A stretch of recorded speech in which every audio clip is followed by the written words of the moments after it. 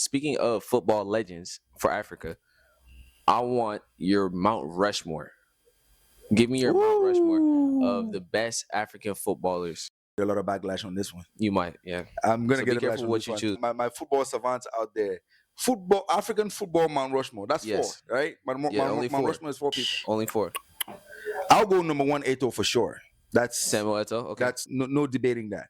The greatest African football player to ever play the game. Okay. Samuel Eto'o is right number 1 for sure. At a close second, I'll go with Didier Drogba.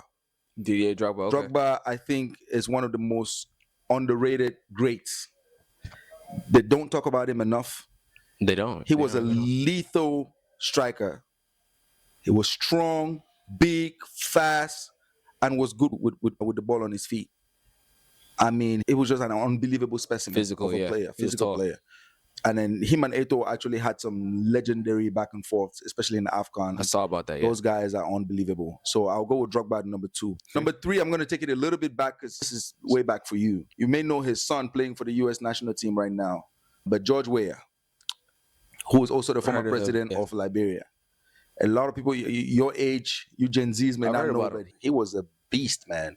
He was a beast. When you talk about the African players that are actually putting Africa on the map, on an international football stage, George Weah was that guy. He was it.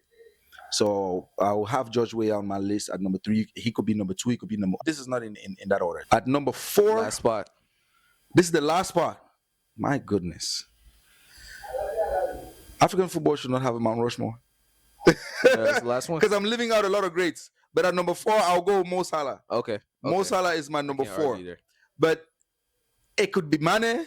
It could be Yaya Toure. The list goes on and on. Roger Milla is somewhere in there. Not top 5, but top 10 somewhere, maybe. Yeah, somewhere. But I just think Mo Salah, for what he did in the league, the height at which he took the game, at some point Mo Salah was the best player in the EPL. So, yeah. I was going to ask you, all these players at the peak of their powers, so just at their very best, who would you take? All these players at their very best, I'll take Samuel Eto'o. And I'll tell you why. Why? He is the most versatile out of all these guys. Okay. He's the most versatile out of all these guys. Samuel Eto'o he was a lethal striker. He was very good with the ball. He could play the 10. He could play the 9. He could play the wing. He could play defense. People don't know this, but when he won the treble in Italy, he played mostly defense. A lot of people don't know that. And then this is a guy who won a treble on one team. Then another team bought him, and he went to the next team and won a treble. I don't think people understand. Leagues. Huh? In both leagues, yeah. Both leagues. Yeah. And Italian league. Yeah.